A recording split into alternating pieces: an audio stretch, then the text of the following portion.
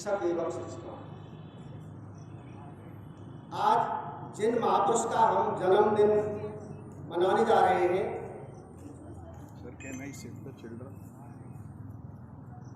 महात्मा गांधी, लाल बहादुर शास्त्री और इनका एक बलिदानी कहा जाएगा। क्यों? और सत्य सच कड़वा होता है। किसी ने कहा है कि जिस दिन सच कहने वालों के दिल कमजोर नहीं होंगे, जिस दिन सच कहने वालों के दिल कमजोर नहीं होंगे, जिस दिन मदरा के सौदाई तन के चोर नहीं होंगे, जिस दिन झूठी रस्मों को नीलाम कराया जाएगा, उस दिन मेरे दीपों का त्योहार मनाया जाएगा। तो सत्य कड़वा होता है और इसीलिए दोनों की मृत्यु, दोनों की मौत एक बलिदान के रूप में हो। ऐसे दोनों ही महापुरुषों का जन्म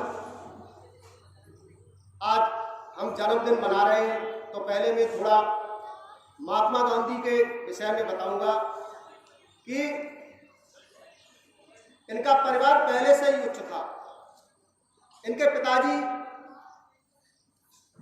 दीवान थे, तो जब ये छोटे थे तो बहुत ही संकोची स्वभाव के थे। पढ़ने जाते थे तो रास्ते में किसी से बात नहीं करते थे और इनके मन में हमेशा ये रहता था कि मुझसे कोई बात न करे। स्कूल गए, पढ़ने में ये अच्छे नहीं थे। शारीरिक जो क्रियाएं होती है उन क्रियाओं में भी, जो फिजिकल क्रियाएं होती हैं उनमें भी ये अच्छे नहीं थे। देश के आजाद कराने के लिए उन्होंने अनेकों आंदोलन छेड़े, जैसे चंपारण आंदोलन, भारत छोड़ो आंदोलन, नमक सत्याग्रह आंदोलन।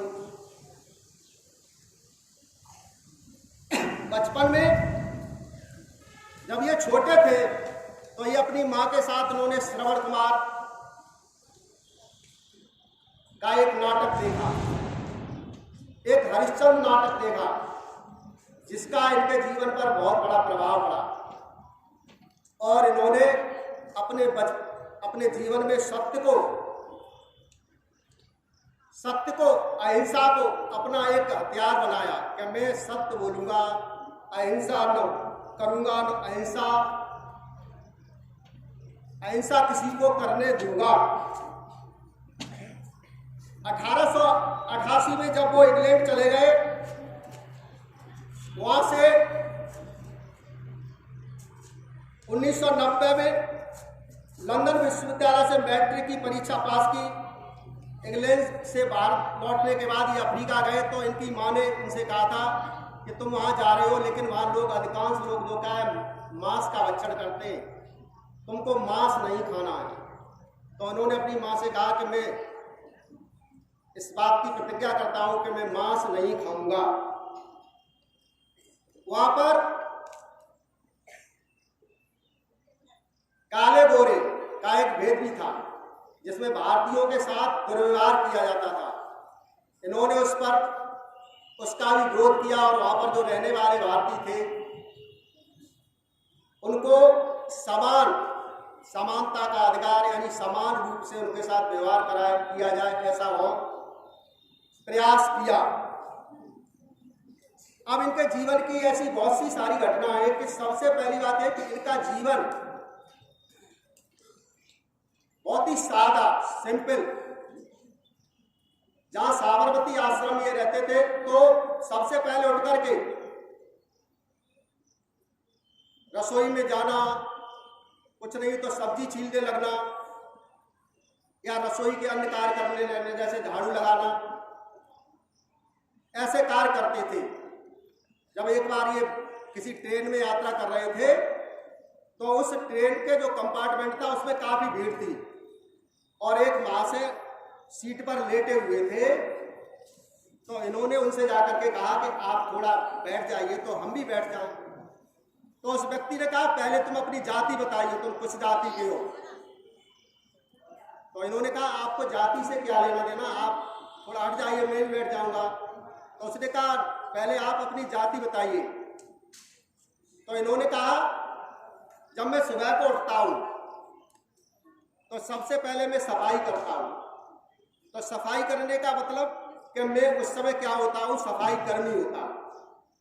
जब सफाई करने से जब मैं निवृत्त हो जाता हूँ तो फिर मैं क्या करता हूँ, मैं वस्त्र आदि अपने घर के परिवार के वस्त्रों को साफ करता हूँ। उस समय मैं धोबी बन जाता हूँ। इसके बाद मैं अपनी पत्नी के साथ रसोई घर में कार्य करता हूँ, उनकी हेल्प करता हूँ। तो मैं रसोई का भी काम करता हूँ। इनकी पत्नी इनसे 1 वर्ष बड़ी थी और बड़ी होने के नाते उन्होंने जीवन भर उनके साथ वही व्यवहार किया कि जो 1 वर्ष बड़ी थी और बड़े के साथ कैसा व्यवहार किया जाता है। आगे उन्होंने बताया कि मैं उसके बाद क्या करता हूँ, चरखा चलाता हूँ। और चरखा चलाने का मतलब एक बीवर का, जुलाई का भी काम करता हूँ, जो सूत को काटता है और कपड़ा भी बनाता है। और फिर जब मैं लाठी ले लेता हूँ तो एक सैनिक का भी काम करता हूँ। और इन सब के बाद में मेरी जाति है वो मानव जाति है, मनुष्य जाति है, मेरी जाति कोई नहीं है। इससे वह व्यक्ति बहुत प्रभावित हुआ और उनको, उस व्यक्ति ने उठ करके उनको अपने पास बैठा लिया। ऐसे थे हमारे गांधी जी। जब एक बार ये ट्रेन में यात्रा कर रहे थे तो ट्रेन में चलते समय किसी प्रकार इनका एक जूता नीचे गिर गया। अब इनके मन में विचार आया, एक जूता गिर गया, इस जूते का मतलब क्या रहेगा। इन्होंने दूसरा जूता भी वही ट्रैक पर डाल दिया, जिससे कि मिलने वाला व्यक्ति कम से कम उनका उपयोग तो कर सकता है। ऐसे विचार थे इनके। तो हमें इनकी कुछ चीज थी, जैसे स्वच्छता है, समय पालन है। एक बार किसी व्यक्ति ने इनको सूचना दी कि आपको 4 बजे आज साबरमती आश्रम से थोड़ी दूरी पर एक सभा में आपको संबोधन करना है, बोलना है 4 बजे, और आपको लेने के लिए कोई वाहन आ जाएगा। इन्होंने अपनी घड़ी पे देखा तो ठीक 3:45 बज रहे थे। अब इनके दिमाग में आया कि कैसे मैं 4 बजे वह भाषण दूंगा, कैसे उपस्थित दूंगा, और ये पैदल ही चल दिए। और वह व्यक्ति वहां आया इनको लेने के लिए, और जब वापस लौट के गया तो ये वहां भाषण दे रहे थे। तो उस व्यक्ति ने इनसे पूछा, आपने ऐसा क्यों किया? कि मुझे ये पता था कि मैं ठीक समय पर भाषण देने नहीं जा पाऊंगा, नहीं दे सकूंगा समय पर। तो इनके अंदर समय की प्रतिबद्धता थी, यानी समय के प्रति प्रतिबद्ध थे। तो इनके जीवन से कुछ हमें ऐसी चीजें सीखनी चाहिए। स्वच्छता है, समय पालन है, यानी जिस चीज बकरी के विषय में आपने सुना, बकरी का दूध पीते थे, बकरी को पालते थे। एक बार इनके आश्रम में कोई चोर घुस आया और सुबह के ही समय जो आश्रम के जो कुछ कर्मचारी थे उन्होंने उसको पकड़ लिया, मारना शुरू कर दिया। वो उनके पास गए, आप इनको क्यों मार रहे हैं इस व्यक्ति को? तो उसने कहा ये इसमें आश्रम में चोरी करने के लिए आया। तो इन्होंने उस व्यक्ति से पूछा, क्या आपने नाश्ता कर लिया है? तो वो व्यक्ति बड़ा भौचक्का रह गया, अरे मैं चोरी करने के लिए आया था और ये मुझसे पूछ रहे हैं कि क्या तुमने नाश्ता कर लिया है? तो उसी समय उस व्यक्ति ने ये प्रतिज्ञा की कि मैं आज से चोरी नहीं करूंगा। ऐसे ही दूसरे जो हमारे महापुरुष हैं, लाल बहादुर शास्त्री जी, जिन्होंने भी अपने देश के लिए और देश के विचार में अपने प्राणों की भी आहुति दे दी। ऐसे थे लाल बहादुर शास्त्री। इनके पिता शिक्षक थे। प्रारंभिक जीवन इनका अधिक अच्छा नहीं था। इनको एक नाव पार करके दूसरी तरफ पढ़ने जाना पड़ता था। एक बार जब ये लौट रहे थे तो रास्ते पे इनके कुछ साथी थे, एक अमरूद का बाग था और सभी साथी अमरूद के बाग में घुस गए जिसकी बाउंड्री थी। तो इनका कद छोटा था, बहुत छोटे थे ये, तो अन्य साथी कूद करके निकल गए। ये बेचारे नहीं निकल पाए, इनको पकड़ लिया। इनके पिताजी 1.5 वर्ष की आयु थी, उसी समय खत्म हो चुके थे। तो जब पकड़ लिया तो उस मालिक ने, उसके माली ने इनको मारा, पीटा। तो उन्होंने कहा मेरे पिताजी नहीं है। तो उसने कहा हमें तुम्हारे पिताजी से क्या लेना देना, तुमने चोरी की है, तुमको दंड मिलेगा। उन्होंने विचार बनाया कि मैं आज के बाद चोरी नहीं करूंगा। एक इनके जीवन की घटना है कि जब ये छोटे थे, पढ़ के आ रहे थे, तो आज हमारे पास इतनी व्यवस्थाएं, बढ़िया बैग मिलेगा, बढ़िया टिफिन मिलेगा, कम से कम 500-1000 रुपए की बोतल मिलेगी। उस समय का जमाना था जब बच्चे जिस भोजन को हम, जिस लंच को एक टिफिन में कम से कम 250-300 रुपए के लंच बॉक्स में रख के लाते हैं, उन रोटियों को कपड़े में बांध के ले जाते थे।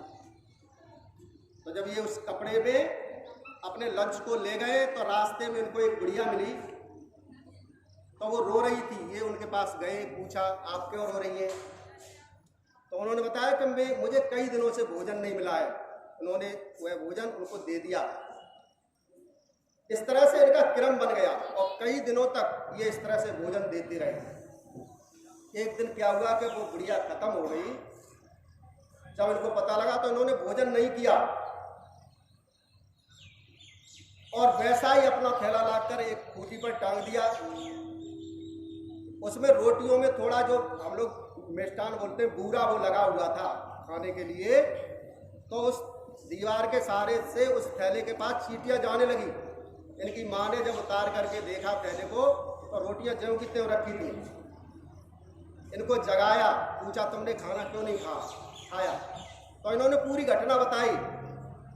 इनकी माँ को एक बहुत बड़ा धक्का लगा कि मेरा बेटा आज इतनी छोटी उम्र में दूसरे लोगों का इतना ध्यान रखेगा तो बड़े होकर निश्चित ही अपने देश का एक महान नागरिक बनेगा। ऐसे थे हमारे देश के द्वितीय प्रधानमंत्री लाल बहादुर शास्त्री। 1965 में जब पाक से भारत का युद्ध हुआ, उससे 3 वर्ष पहले ही चीन, हमारे देश की चीन की लड़ाई में 1962 में 33,000 किलोमीटर वर्ग फुट जमीन चीन के खेमे में चली गई, अर्थात चीन की सीमा में चली गई। जब पाकिस्तान और इसका युद्ध शुरू हुआ तो उसी समय ताशकंद स्थान पर पाकिस्तान के प्रधानमंत्री अयूब खान से संधि समझौता की बातचीत चल रही थी।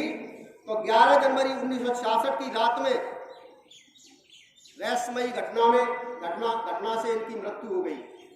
अब 1962 की जो घटना थी, चीन का भारत से युद्ध हुआ था, उसमें हमारे देश के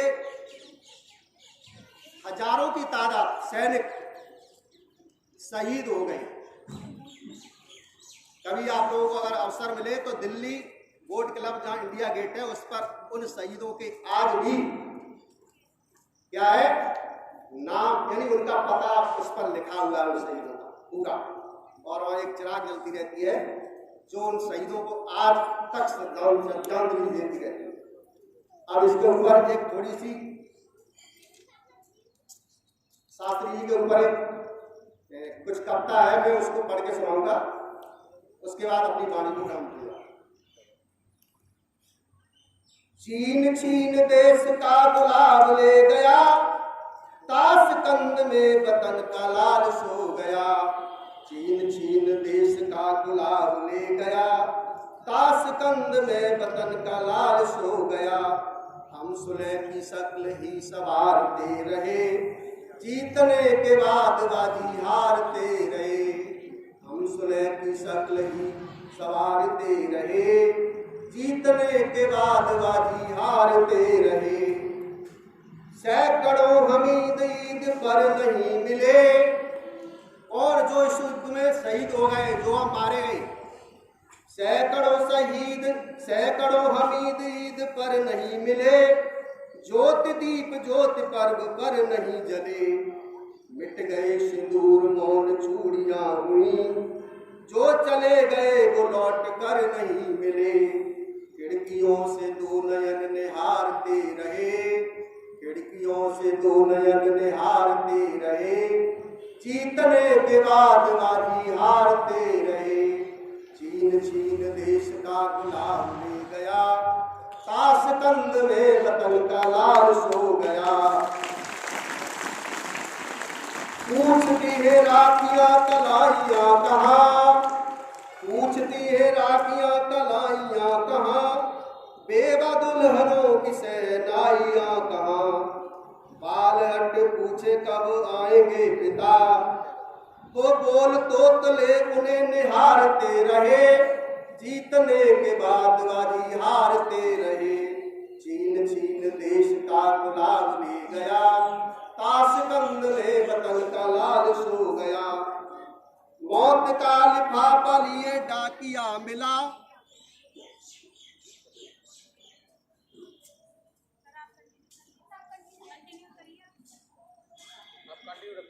मौत का लिफाफा लिए डाकिया मिला, वृद्ध माँ के स्तनों से दूध बह चला। बूढ़ा बाप दिल को थाम पूछने लगा, बूढ़ा बाप दिल को थाम पूछने लगा।